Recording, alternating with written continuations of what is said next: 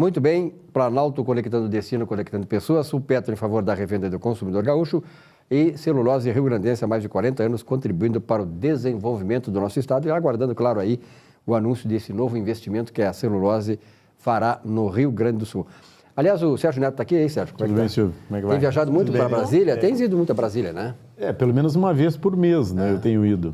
Hoje, casualmente, eu ia para São Paulo, mas eu tive alguns compromissos aqui em Porto Alegre que me impediram de sair de Porto Alegre hoje. O Sérgio, além do nosso comentarista aqui, foi presidente do CETSERGS 2 vezes e agora é o vice-presidente institucional das relações, né, com as instituições que o CETSERGS tem, não só aqui no Rio Grande do Sul, mas fora do Rio Grande do Sul.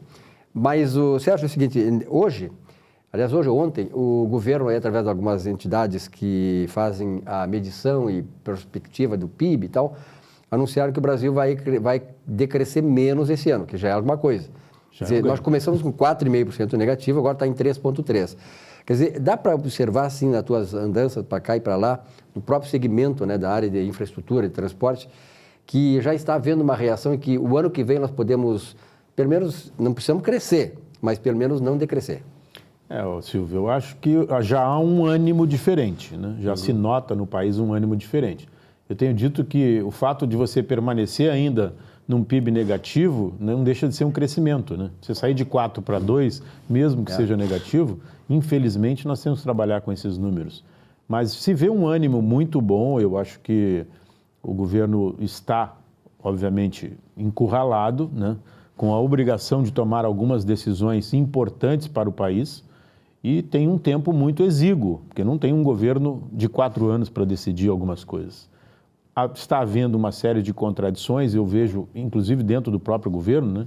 O ministro da Casa Civil diz uma coisa, o governo diz outra, o ministro X diz uma coisa, o governo manda não dizer aquilo e tal. Então, esses desencontros é que vem causando alguma insegurança ainda. Isso aí é ruim para a economia, nós precisamos melhorar esse discurso, o governo precisa fazer um trabalho interno, a gente sabe que foi assoberbado, foi de repente, mas precisa fazer um trabalho interno de um CRM, né? Como a gente diz, fazer um CRM interno. Eles vão ter que se entender no discurso. Mas eu vejo com bons olhos, o governo, obviamente, é muito melhor do que nós tínhamos, né? Precisamos aí, como eu já disse aqui, a gente ouve em Brasília muito essa questão de que a república sindical está no fim. Nós precisamos agora trabalhar com o empresariado, que é quem faz o país desenvolver. Com aqueles trabalhadores que querem trabalhar, fazer a sua vida, ganhar a sua vida, manter a sua família e construir para um Brasil. Quando tu fala assim no sindicalismo, a república do sindicalismo, você que não tem muito assim, de repente não está muito imaginando o que seja, são esses camaradas, esses vagabundos que estão aí nas ruas, atrapalhando o trânsito, tomando ônibus, por uma reforma trabalhista que é necessária, fundamental. Nós temos uma legislação trabalhista de 1940 e pouco, lá do século passado, quer dizer, 43. E esses camaradas não querem deixar de usufruir as benesses do governo e que não tem nada a ver com o trabalhador, que, aliás, oneram demais o trabalhador. Então, essa república, né, do sindicalista é que tem que acabar, e por isso que eles estão fazendo esses movimentos, porque vai acabar. Acabou o momento, assim, a fase, 12, 13 anos que eles tiveram, de mamar nas tetas do governo, tirar recurso que é do trabalhador e impedir que esse país se alinhasse dentro de um processo de globalização às novas formas de administrar, de relações geopolíticas entre os países, que podem nos inserir, sim, no caminho, quem sabe, daqui a décadas e algumas gerações, do desenvolvimento econômico, social e justo. Mas, Silvio, o que se vê nesse pessoal contrário ao desenvolvimento do país é uma deturpação das informações. Quando se fala em jornada de 12 horas, não está se falando em aumentar a carga horária. Mas as eles 44 usam isso, permanecem. Claro, eles usam isso. E, na verdade, está se oficializando algumas atividades que hoje já exercem escala de 12 por 36, como um vigilante bancário, um vigilante da empresa. E que até vem em benefício do trabalhador. Exatamente. É a regulamentação de algo que vinha acontecendo de uma maneira informal até. Exatamente. Então, deturpam isso para que essas pessoas leigas acabem entendendo de forma errada. É a contra-informação, né? Por exemplo, assim, o ex-presidente aí está se vitimizando, né? Está cheio de rolo, quer dizer, ele sabe que ele está, então ele está procurando ir para o lado emocional, para comover as pessoas, para que, de repente, ele vai ser preso, para gerar uma comoção nacional. Eu acho que nós temos que ter a consciência, né? O discernimento de saber que esse é um processo natural, é um processo que a população exige que aconteça, para nós depurar esse país. Nós temos que um dia ter um país que eu, quando na minha geração, Sérgio, eu tenho 65 anos, A minha geração, eu sonhava que quando eu chegasse na cidade, teria um país mais justo, mais desenvolvido, mas não, piorou. E piorou, sobretudo, de 13 anos para cá. Coincidência ou não, foi. E essa vitimização do ex-presidente Lula é uma coisa impressionante. Ver que é um discurso meio único, né? Uníssono. E a mim parece, eu até escrevi isso na rede social ontem, me parece uma preparação para um pedido de asilo político. Ou seja, ele está se colocando como um perseguido político e provavelmente pensa asilo político aí em Cuba, ele na quer Itália. Ser preso político, né? Exatamente, alguma situação dessa. Então, eu, se fosse o juiz Sérgio Moro, já tinha confiscado o passaporte dele, né? Para evitar qualquer problema nesse sentido. Aliás, eu iria muito mais além. Por exemplo, nós tivemos lá essa semana a presença do presidente Michel Temer na Organização das Nações Unidas. Fez lá o discurso, como sempre o Brasil faz, na abertura. E alguns paizinhos, né, uns porcariazinhos aqui da América, saíram. Olha, sinceramente, eu, se fosse o governo, rompia relações. O que é Bolívia? O que é Venezuela? Costa Rica?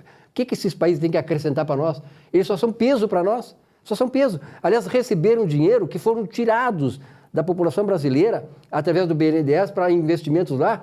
Coisas, olha, que são países comunistas, países de ditadura e que o governo anterior estava, né, abençoando. Política de boa vizinhança. Coisa nenhuma. Tem que ir embora aqui, ó, rompe relações, não queremos... Venezuela não nos interessa. Aliás, tem a Venezuela agora com o Brasil jogar, vamos tocar-lhe 8-0 neles também. Ajudaram a fundar o país e ficam se fazendo de vítima, na verdade. Vamos devolver o 7-1, vamos devolver na Venezuela agora. Se fossem os Estados Unidos, né, o Japão, aí nós poderíamos ficar preocupados. Né? Mas essas nabas, esses partidinhos aí que nos enfiaram nessa confusão, eles só se dão com as nabas.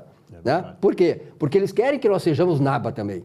Né? Que nós sejamos um país pobre, em que o chefe, o poderoso, querem fazer status, como faziam o Stalin na União Soviética, né? Como se faz até hoje em alguns países comunistas, Fidel Castro, querem botar a estátua do Lula, de repente, para nós admirar, para nós adorar, para louvar. É isso que eles querem. Mas o brasileiro já provou que não, que o brasileiro gosta de liberdade, gosta de democracia. Mas democracia é democracia, não é essa democracia que o PT pensa que é só para ele usufruir e para fraudar a nação. Mas é complicado, né, Sérgio? Mas, de qualquer maneira, eu acho, né, Lília, que o país, eu gostaria de ter uma opinião tua, assim, esta depuração, tu que é especialista na questão das relações humanas, de desenvolvimento humano, é necessária para o país também encontrar o seu rumo.